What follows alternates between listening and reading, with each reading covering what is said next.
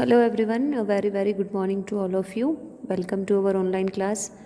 जैसा कि पिछले वीडियो में हम लोगों ने क्वेश्चन नंबर 12 किया था आपका, तो आई होप कि आप लोगों ने ये जो सारे क्वेश्चंस हैं इसमें जो मैंने एक दो क्वेश्चंस आपको प्रैक्टिस के लिए बोले थे वो आपने कर लिए होंगे, और जो क्वेश्चंस मैंने करवाए थे उनका रिवीजन मतलब उनकी प्रैक्टिस आप कर रहे होंगे, क्योंकि ये जो क्वेश्चंस हैं ये बिना प्रैक्टिस के आपको नहीं आएंगे। तो कम से कम 8 से 10 क्वेश्चंस ऐसे रहेंगे जो आपको डिवाइड वाले प्रैक्टिस करके देखना पड़ेंगे, तभी आपको ये चीज़ समझ में आएगी, इनकी स्टेप्स समझ में आएगी, इनकी मेथड आपको अच्छे से माइंड में रिवाइज हो जाएगी कि इस तरीके से हमको ये चीज़ करनी है। बहुत ज़्यादा टफ नहीं है, ईजी है, लेकिन प्रैक्टिस बहुत ज़रूरी है, क्योंकि 9th 10th के अकॉर्डिंग ये क्वेश्चन आपके मोस्ट इम्पॉर्टेंट है। तो क्वेश्चन नंबर 13 मैं आपको करवा रही हूँ, है ना। क्वेश्चन नंबर 13 मैं आपको करवाऊंगी, क्वेश्चन नंबर 14 आपको करना रहेगा, 15 16 मैं करवाऊंगी, क्योंकि क्वेश्चन नंबर 14 जो है वो आपके इन डिवाइड जैसा ही है, कुछ नहीं करना है, इसको डिवाइड करना है इससे और इसको डिवाइड करना है इससे, ठीक है। इसमें बाय वाला फैक्टर नहीं दे रखा है तो आप वो सोचने की ज़रूरत नहीं, लेकिन उसने बोल रखा है x+6 is a factor of x² - x - 42। तो ये दोनों क्वेश्चन आपके बिल्कुल इन डिवाइड ही हैं, डिवाइड जैसे ही हैं, तो ये आपके प्रैक्टिस में हो जाएंगे, प्रैक्टिस क्वेश्चंस हो जाएंगे डिवाइड के। 13 15 16 मैं आपको तीनों आज करवा देती हूँ, ताकि आपका ये एक्सरसाइज आज फिनिश हो जाए। और अभी भी अगर किसी को डिवाइड के अंदर प्रॉब्लम है तो वो अभी भी अच्छे से समझ लेंगे, तो उनके डिवाइड क्लियर हो जाएंगे, ठीक है। डिवाइड करना थे हमको, तो क्वेश्चन नंबर 13 हम लोग कर रहे हैं, 14 हम लोग कल कर चुके हैं। तो 6xy³ - 4xy + 9y raise to the power 4 - 8y² by 3y² - 2, मतलब ये जो हमारा पॉलिनॉमियल है इसको हमको 3y² - 2 से क्या करना है, डिवाइड करना है। तो वही हमने डिवाइड वाला स्ट्रक्चर बना दिया, डिविडेंड को लिख दिया, डिविजर को लिख दिया। फिर पहली चीज़ हमारी फर्स्ट स्टेप इसके अंदर क्या होती है कि हमको फर्स्ट टर्म इसकी देखना होती है। तो ये रही इसकी फर्स्ट टर्म और ये रही इस पॉलिनोमियल की फर्स्ट टर्म। तो 3y² को 3y² के अंदर हम ऐसा क्या मल्टीप्लाई करें कि वो 6xy³ बन जाए। तो 3y² तो है, यहाँ पर y³ है और यहाँ पर y² है, तो एक y की कमी है, x यहाँ पर है लेकिन यहाँ पर नहीं है, तो एक x की कमी है, और यहाँ पर 3 है, यहाँ पर 6 है, तो 2 का मल्टीप्लाई करेंगे तो 3 2 6 हो जाएगा, यानी 2xy का हमको मल्टीप्लाई इस 3y² के अंदर करना पड़ेगा, तो हमको 6xy³ मिल जाएगी। तो 2xy का मल्टीप्लाई हम 3y² से करेंगे तो क्या मिल जाएगा हमको, 6y³। अब ऐसा तो है नहीं कि 2xy का मल्टीप्लाई हम ओनली 3y² से करें, 2xy का मल्टीप्लाई हमको -2 से भी करना पड़ेगा, तो ये 2 2 4 हो जाएगा, माइनस का 4xy, तो माइनस के 4xy के नीचे हमने माइनस का 4xy लिख दिया। दोनों के साइन सेम थे, वेरिएबल्स और न्यूमेरिकल सेम थे, तो दोनों क्या हो गए, कैंसिल हो गए। अब बाकी के जो दो टर्म हमारे पास में बचे हैं उनको हमने as it is note down कर लिया नीचे। फिर से हमारी वही प्रोसेस कि फर्स्ट टर्म हमको देखना है और फर्स्ट टर्म को एक जैसा बनाना है। तो यहाँ पर है 3y², यहाँ पर है 9y⁴। तो कमी किस चीज़ की है, यहाँ पर 3 है, यहाँ पर 9 है, तो 3 3 9 होता है, तो 3 की कमी है एक तो, और एक यहाँ पर y² है, यहाँ पर y⁴ है, तो y² की कमी है, क्योंकि y² और y² को जब हम मल्टीप्लाई करते हैं तो पावर्स प्लस हो जाएंगी, यानी 4 हो जाएंगी। तो 3y² का मल्टीप्लाई हम यहाँ पर, जैसे आपको अभी दिख रहा होगा, 3y² का मल्टीप्लाई हम 3y² से करेंगे तो कितना हो जाएगा, 9y⁴।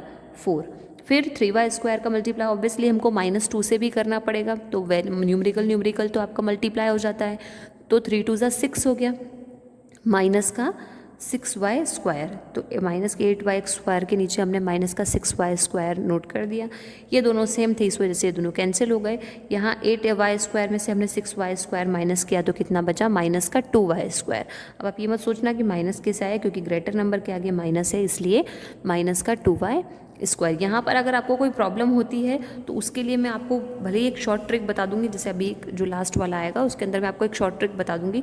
अगर आपको ऐसे समझ में नहीं आता है कि माइनस प्लस, यहाँ पे तो प्लस लिख रखा है तो हम इसको कैसे, हमने प्लस क्यों नहीं किया, हमने माइनस ही क्यों किया, तो उसके लिए भी मैं आपको एक यहाँ पे छोटी सी ट्रिक बता देती हूँ। जैसे यहाँ पर बताती हूँ मैं एक, कि क्या करना होता है, माइनस के 8y² में से माइनस करना होता है हमको माइनस का 6y²। आ गई बात समझ में? क्योंकि इसमें से इस नंबर को माइनस ही करते हैं हम, डिवाइड में हमेशा से ये चीज़ करते आ रहे हैं। तो माइनस के 8y² में से माइनस करना है माइनस का 6y²। तो ये कितना हो गया? माइनस का 8y² माइनस माइनस प्लस और 6y²। तो माइनस के 8y² में से माइनस का प्लस का 6y² गया तो कितना बचा? माइनस का 2y²। इसलिए यहाँ पर 2y²। तो जिस बच्चे को यहाँ पर अगर माइनस प्लस में कन्फ्यूजन होता है तो वो इस तरीके से भी रफ वर्क में करके देख सकता है, तो उसको ये चीज़ क्लियर हो जाएगी। नहीं समझ में आया तो एक बार इसको फिर से रिपीट करके देख लेना, मतलब इस वीडियो को थोड़ा सा वापस रिवाइंड करके देखना कि मैंने क्या बोला है और कैसे किया है। ये मैंने सिर्फ आपको एक शॉर्ट ट्रिक बताई है। अगर आपको यहाँ पर समझ में नहीं आता है टर्म्स में, अगर किसी बच्चे को प्रॉब्लम हो रही है टर्म्स में प्लस माइनस में करने में, तो वो यहाँ इस तरीके से कर सकते हैं। क्योंकि बहुत सी बार क्या होता है ना, बच्चे सोचते हैं कि मैडम इसके अकॉर्डिंग करना है, तो यहाँ पर तो प्लस लिखा हुआ है तो फिर आपने माइनस क्यों किया? तो वो इस वजह से हुआ है। तो टर्म टू टर्म भी आप करके देख सकते हो, ठीक है? यहाँ ऐसे करके देख लोगे तो कोई गलती होने के चांस ही नहीं रहेंगे। तो बस ये हो गया आपका।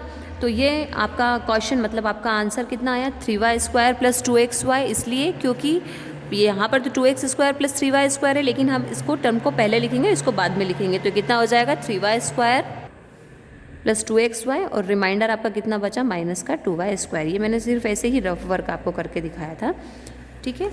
अब क्वेश्चन नंबर 14 तो मैंने आपको बता ही दिया, एक्सप्लेन कर ही दिया है कि आपको करना है, कैसे करना है। अब मैं आपको क्वेश्चन नंबर 15 करवा रही हूँ। क्वेश्चन नंबर 15 जो है आपका बहुत ही ईजी है, थोड़ा सा अलग है लेकिन ठीक है। What must be added to y⁴ + 4y² + 14 so that the resulting polynomial is exactly divisible by y² - 2y + 4। मतलब इसको इससे डिवाइड करिए तो इसके अंदर आप ऐसा क्या ऐड करेंगे, इसके अंदर आप ऐसा क्या ऐड करेंगे कि इससे पूरी तरीके से क्या हो जाए? डिवाइड हो जाए, मतलब रिमाइंडर 0 बच जाए। अभी जब आप इससे इसको डिवाइड करेंगे ना तो रिमाइंडर 0 नहीं आएगा। तो आपको उन्होंने पूछा है कि आप इस पॉलिनोमियल के अंदर ऐसा कौन सा नंबर प्लस करें कि ये पूरी तरीके से डिवाइड हो जाए इस वाले डिविजिबल से, आप मतलब इससे डिविजिबल हो जाए पूरी तरीके से। तो हम क्या करेंगे? पहले इसको इससे डिवाइड करके देख लेते हैं, जो रिमाइंडर बचेगा उसी को ऐड करना रहता है ना? तो सिंपल सा है, वही आपको डिवाइड करना है, कोई बहुत ज़्यादा दिमाग लगाने की ज़रूरत नहीं है।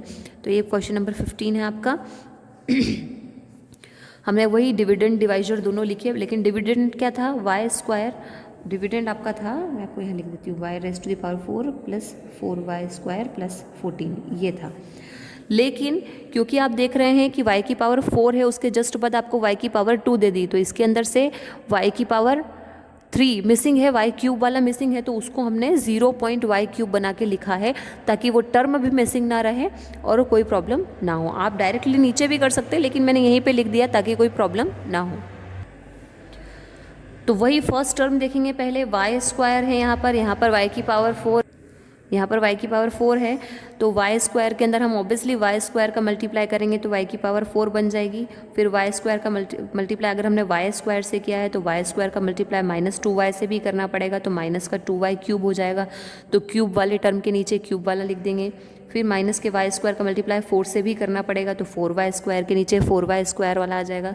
सबके अपोजिट साइन लगा देना, ये दोनों सेम है, ये कैंसिल हो जाएंगे। यहाँ पर 0y³ में से 2y³ जाएगा तो 2y³ ही बचेगा।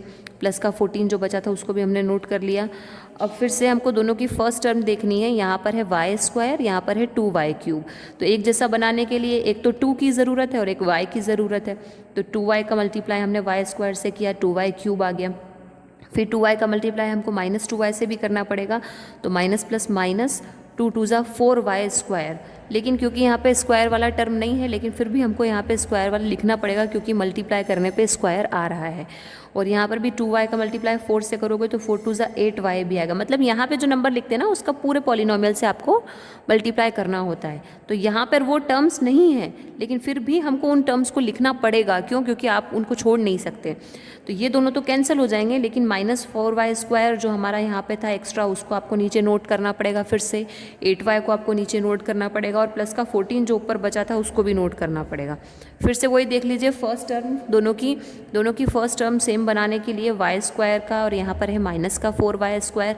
तो y² तो सेम है लेकिन -4 नहीं है, तो -4 का मल्टीप्लाई हम करेंगे तो हो जाएगा -4y², फिर -4 का 2 से करेंगे तो माइनस माइनस प्लस, 4 2 ज़ा 8y, इस 8y के नीचे 8y आ गया, और 4 4 ज़ा 16, है ना, वो प्लस माइनस माइनस, तो माइनस का 16 हो जाएगा। तो 16 में से 14 जाएंगे तो कितने बचेंगे, मतलब 14 में से 16 जाएंगे तो कितने बचेंगे, 2 बचेंगे यहाँ पर। ठीक है, तो इसी तरीके से आपको ये चीज़ करनी है। तो रिमाइंडर आपका यहाँ पे कितना बच रहा है, 2, मतलब 2 वो नंबर है जिसको अगर हम इस पॉलिनोमियल के अंदर ऐड करें तो हमारा डिवाइड पूरा पूरा हो जाएगा और रिमाइंडर हमारा कितना बच जाएगा, 0 बच जाएगा। क्लियर है? तो ये सिर्फ इतनी सी चीज़ है, इसको थोड़ा सा ध्यान से देख लेना, या आप नीचे ये भी लिख सकते हैं कि 2 must be the number which is added to the polynomial y⁴ plus 4y² plus 4, नीचे वो लाइन आप लिख लेना। सेम इसी तरीके से आप क्वेश्चन नंबर 15 के जैसा ही क्वेश्चन नंबर 16 है, लेकिन पहले हमको ऐड करने के लिए कहा था, अब हमको सबट्रैक्ट करने को कहा है। तो ये हमने पूरी तरीके से, इसमें आपको कुछ भी ऐड करने की ज़रूरत नहीं है, पूरा जैसा क्वेश्चन के अंदर दिया है वैसा पॉलिनोमियल आप लिख लेंगे। वही z² प्लस 3z प्लस 2 जो आपको दे रखा है क्वेश्चन के अंदर, उससे आपको डिवाइड करना है। फर्स्ट टर्म को देखिए, z², यहाँ पर है z², यहाँ पर है z⁴, तो z² का मल्टीप्लाई करने पे z⁴ आ जाएगी, इसलिए हमने z² का मल्टीप्लाई z² से किया तो z⁴, फिर z² का मल्टीप्लाई हमने 3z से किया तो 3z⁴, यहाँ पर आ गया, फिर z² का मल्टीप्लाई 2 से किया तो 2z²। सबकी टर्म के नीचे सबकी टर्म वाले सेम वेरिएबल वाले, सेम पावर वाले लिख दिए। ये दोनों कैंसिल हो गए, 6z³ में से 3z³ गया तो 3z³ बचा, 12z² में से 2z² गया तो 11z² बचा, 13z एंड 8 हमने नीचे नोट कर लिया। फिर से फर्स्ट टर्म को देखा, क्या कमी है, एक 3 की कमी है और एक z की कमी है, तो 3z का मल्टीप्लाई z² से करेंगे 3z³ हो जाएगा, 3z का मल्टीप्लाई 3z से करेंगे तो 3 3 ज़ा 9z², 3z मल्टीप्लाइड बाय 2, 3 2 ज़ा 6z, सब सेम पावर वालों के नीचे सेम पावर वाले लिख दिए। ये दोनों सेम थे, कैंसिल हो गए, 11z² में से 9z² माइनस हुआ तो 2z² बचा। हमेशा न्यूमरिकल में से न्यूमरिकल माइनस होता है ओनली, वेरिएबल में से वेरिएबल माइनस कभी मत करना। 13z में से 6z गया तो कितना बचा, 7z, और 8 आपका एज इट इज़। फिर फर्स्ट टर्म को देखेंगे, यहाँ पर z² है, यहाँ पे 2z² है, किसकी कमी है, 2 की कमी है, तो हमको क्या सिर्फ 2 का मल्टीप्लाई करना पड़ेगा, तो 2 का z² से मल्टीप्लाई करेंगे 2z², 2 का 3z से मल्टीप्लाई करेंगे 2 3 ज़ा 6z, और 2 का 2 से मल्टीप्लाई करेंगे 2 2 ज़ा 4। सबको हमने अरेंज कर दिया, ये दोनों सेम थे, कैंसिल हो गए, 7z में से 6z गया, 1z बचा, 8 - 4 4 बचा, यानी रिमाइंडर हमारा कितना बचा यहाँ पर, z+4, यानी z+4 को अगर हम इस पॉलिनोमियल के अंदर से माइनस कर दें तो ये डिवाइड पूरी तरीके से हमारा हो जाएगा और रिमाइंडर हमारा कितना बच जाएगा, 0। तो नीचे आप लिख सकते हैं z+4 must be subtracted from the polynomial z⁴ plus 6z³ plus 13z² plus 30z plus 8, so z+4 is the number. Clear है? ये लाइन आप नीचे यहाँ ऐड कर देंगे, लाइन आप की जो लैंग्वेज है वो आपको क्वेश्चन में से मिल जाएगी। तो ये मेरी तरफ से मैंने सारे डिवाइड्स कंप्लीट करवा दिए हैं, जो कि आगे 9th 10th में बहुत ज़्यादा काम आने वाले हैं आपको। और ये 9.5 एक्सरसाइज भी मैंने आपको फिनिश करवा दी है। लाइव क्लास में जो बच्चे आ रहे हैं वो अपने डाउट पूछ रहे हैं, लेकिन जो बच्चे लाइव क्लास में नहीं आ रहे हैं तो प्लीज़ लाइव क्लास अटेंड कीजिए। डेली आपकी लाइव क्लास हो रही है। अगर डिवाइड में किसी भी टाइप का कोई डाउट है तो बिल्कुल मुझसे पूछ लेना, है ना, बिल्कुल मुझसे क्लियरली ये चीज़ पूछ लेना डिवाइड, क्योंकि ये मोस्ट इंपॉर्टेंट है। तो कोई ऑप्शन नहीं है कि हम इनको छोड़ दें, हमको ये प्रैक्टिस करना ही पड़ेंगे मैथ्स के अंदर, और जितना ज़्यादा प्रैक्टिस करेंगे उतने अच्छे और उतने पक्के आपके डिवाइड हो जाएंगे। ठीक है, तो इनको प्रैक्टिस करिएगा, और अगर कोई डाउट होता है तो फिर मैं हूँ, मुझसे पूछिए, मैं डबल एक्सप्लेन कर दूँगी, कोई प्रॉब्लम नहीं है। Okay, thank you.